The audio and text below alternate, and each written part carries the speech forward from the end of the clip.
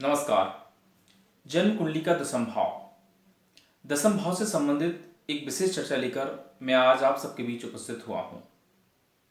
जन्म कुंडली का दसम भाव क्रम भाव है। पद प्रतिष्ठा, मान सम्मान, यश कीर्ति का विचार दसम भाव से किया जाता है।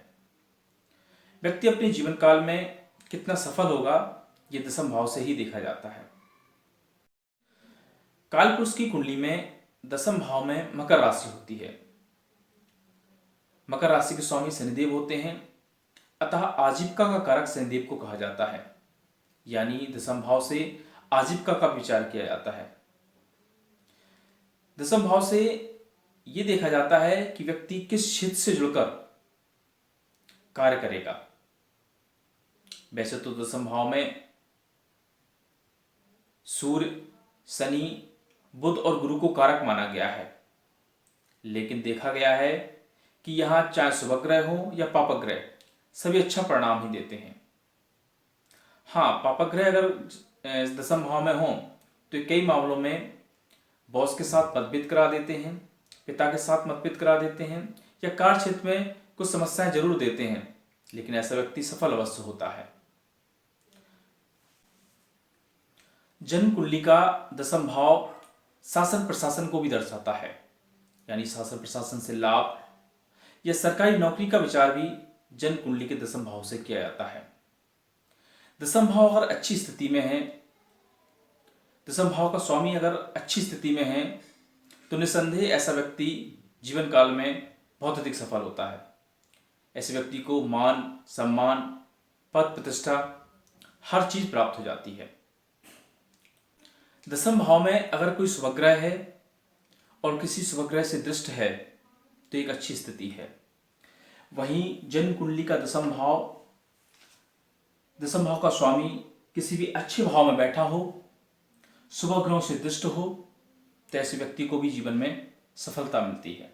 वहीं दसम भाव का स्वामी अगर भाग्य में बैठ जाए और भाग्य का स्वामी दसम में बैठ जाए तो भी एक राजयोग होता है। वैसे तो दसम भाव का स्वामी कुंडली के किसी भी भाव में बैठे ये अच्छा परिणाम ही देता है, लेकिन छठवें, आठवें और 12वें भाव को छोड़कर जन्म कुंडली में अगर दसम भाव का स्वामी लग्नेश के साथ कहीं भी बैठ जाए तो ये भी एक अच्छी स्थिति होती है। ऐसा व्यक्ति भी अपने जीवन काल में पद प्रतिष्ठा, मान सम्मान प्राप्त करता है। जन्म कुंडली में दसम भाव का स्वामी एकादश भाव में बैठा हो, दसम भाव का स्वामी धन भाव में बैठा हो, तो ऐसा व्यक्ति भी अपने जीवन काल में बहुत अधिक मात्रा में धन अर्जित करता है। अगर जन्म कुंडली में ऐसी स्थिति है तो निसंदेह ऐसा व्यक्ति अपने जीवन में अवश्य सफल होता है। उसको मान सम्मान, पद प्रतिष्ठा, यश कीर्ति सब प्राप्त हो जाता है। वहीं अगर दूसरे पक्ष की बात करें तो दसम भाव पीड़ित अवस्था में हो या दसम भाव का स्वामी पीड़ित अवस्था में हो या दसम भाव पाप कर्तरी में हो, यानी दसम भाव के एक तरफ पापक ग्रह, दूसरी तरफ पापक ग्रह हो, तो दसम भाव पीड़ित हो जाएगा। ऐसी स्थिति में देखा गया है कि व्यक्ति को कार्य क्षेत्र में समस्या उत्पन्न होती है। पिता के साथ मतभेद, बॉस के साथ मतभेद की स्थिति बन जाती है। कार्य क्षेत्र में कभी कुछ समस्याएं व्यक्ति को लगी रहती हैं। वहीं दसम भाव अगर सुप्त अवस्था में हो, अब सुप्त अवस्था में कैसे होगा? कोई भी ग्रह इस भाव में ना बैठा हो और किसी भी ग्रह की दृष्टि इस भाव पर नहीं ना हो, तो ये सुप्त अवस्था कहलाती है। ऐसे में व्यक्ति को कार्य क्षेत्र से संबंधित बहुत समस्याएं देखने को मिलती हैं। वहीं अगर इस भाव के स्वामी यानी दसम भाव के स्वामी छठवें, आठवें और 12वें भाव में बैठ जाएं, तब भी ये कार्य क्षेत्र में समस्या उत्पन्न कर देते हैं। व्यक्ति के साथ कार्य क्षेत्र में कभी कुछ समस्याएं होती रहती हैं। कई बार व्यक्तियों को एक से अधिक जॉब छोड़नी पड़ती हैं। दसम भाव में छठवें भाव, 8वें भाव और 12वें भाव के स्वामी अगर बैठ जाए तो ये भी कई मामलों में समस्या उत्पन्न कर देते हैं। ऐसे व्यक्तियों को कार्य क्षेत्र में बहुत समस्या उत्पन्न होती है। कई बार व्यक्ति को नौकरी छोड़नी पड़ती है। पिता के साथ भी मतभेद होते हैं, बॉस के साथ भी ये मतभेद करा देते हैं। अब दसम भाव को समझने के लिए मैंने एक कुंडली ले रखी है। ये कुंडली क्रिकेट के प्रसिद्ध खिलाड़ी गौतम गंभीर की है। गौतम गंभीर की कुंडली के दसम भाव से समझने का प्रयास करेंगे। मिथुन लग्न की इनकी कुंडली बनती है, दसम भाव में मीन राशि है। मीन राशि यानी मीन राशि के स्वामी होते हैं देवगुरु बृहस्पति, जो जाके सुख भाव में बैठे हैं। मेरा पहला सूत्र था कि दसम भाव पर अगर शुभ ग्रह की दृष्टि है या दसम भाव पर किसी भी अन्य ग्रहों की दृष्टि है तो ऐसा व्यक्ति अपने जीवन काल में बहुत अधिक सफल होता है। इनकी गुरुदेव की दृष्टि खुद के भाव पर है, यानी दसम भाव के स्वामी गुरुदेव है और खुद के भाव को देख रहे हैं। वहीं इनकी कुंडली में शनि, गुरु और सूर्य की दृष्टि भी दसम भाव पर है। राहु का संबंध भी दसम भाव से हो रहा है, राहु भी नौवीं दृष्टि से दसम भाव को देख रहे हैं। मतलब 1 2 3 4 चार ग्रह इनके दसम भाव पर दृष्टि डाल रहे हैं। जैसा कि मालूम है कि गौतम गंभीर को पद, प्रतिष्ठा, मान, सम्मान, यश, कीर्ति सब कुछ मिला। लेकिन एक चीज यहां विचारणी है। मैंने कहा था कि अगर दसम भाव से किसी भी पापक ग्रहों का संबंध हो तो ऐसे व्यक्ति यश, कीर्ति, धन, दौलत, पैसा सब कुछ अर्जित कर लेता है, लेकिन कई मामलों में यह समस्या उत्पन्न कर देता है। ऐसे व्यक्तियों को कार्य क्षेत्र में कई बार समस्या उत्पन्न होती है। आपने अगर गौतम गंभीर के अगर कैरियर पर विचार करें तो आप देखेंगे कि गौतम गंभीर का जो कैरियर रहा उसमें उतार चढ़ाव वाला कैरियर रहा। कभी इनको सिलेक्ट किया गया तो कभी इनको ड्रॉप भी किया गया। दूसरा, मैंने बताया था कि अगर पापक ग्रहों का संबंध दसम भाव से होगा तो ऐसे व्यक्तियों के साथ बॉस के साथ संबंध खराब हो जाते हैं।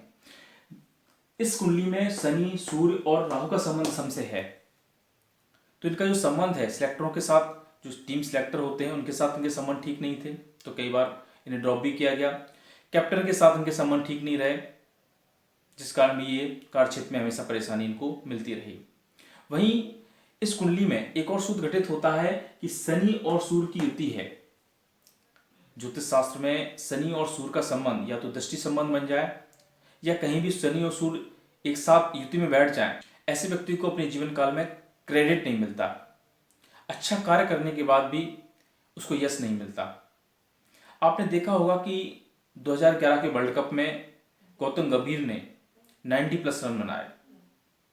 बड़े बड़े खिलाड़ियों के आउट होने के बाद एकमात्र गौतम गंभीर ही ऐसे थे जिन्होंने उस पारी को संभाला और 90+ रन बनाए, लेकिन इसका यश उन्हें नहीं दिया जाता। वहीं जन्म कुंडली में अगर शनि, सूर्य और राहु जैसे पापक ग्रहों का संबंध दसम से हो तो ये कई मामलों में उच्च अधिकारियों या पिता के साथ संबंधों में परेशानी उत्पन्न कर देते हैं, बॉस के साथ संबंध खराब करा देते हैं। तो आपने देखा कि कई बार इनके जो संबंध थे कैप्टन के साथ, इनके संबंधों को कई बार देखा गया कैप्टन के साथ इनके संबंध ठीक नहीं थे, वहीं सिलेक्टरों के साथ भी इनके संबंध ठीक नहीं रहे। इस कारण भी इन्हें कार्य क्षेत्र में समस्या उत्पन्न हुई। वहीं इनकी कुंडली में एक और सूत्र घटित होता है कि राहु का संबंध अगर दसम भाव से हो तो ऐसा व्यक्ति अपने जीवन काल में राजनीति के क्षेत्र में अवश्य जाता है। अब इनकी कुंडली में राजनीतिक योग घटित हो रहा है। कैसे कि राहु का नौवीं दृष्टि दसम भाव पर है, वहीं शनि का संबंध भी दसम भाव से है। ऐसा व्यक्ति राजनीति के क्षेत्र में भी उच्च पद प्राप्त करता है। तो वर्तमान में देखा जाए तो गौतम गंभीर राजनीति में है और एक अच्छा जीवन व्यतीत कर रहे हैं। अगर किसी व्यक्ति की कुंडली में दसम भाव पीड़ित है या दसम भाव के स्वामी पीड़ित अवस्था में है, कार्य क्षेत्र में व्यक्ति को निरंतर समस्याएं आ रही हैं, बॉस के साथ उसके मतभेद हैं, उच्च अधिकारियों के साथ उसके मतभेद हैं, पिता के साथ उसके संबंध ठीक नहीं है, तो ऐसे व्यक्ति को नियमित सूर्य की आराधना करनी चाहिए, सूर्य को नियमित अर्घ्य देना चाहिए, पिता का सम्मान करना चाहिए। ऐसा करने से दसम भाव से संबंधित जो समस्याएं हैं उनमें लाभ मिलता है। इसी के साथ आज्ञा दीजिए, एक नए विषय के साथ फिर उपस्थित होऊंगा। तब तक के लिए नमस्कार।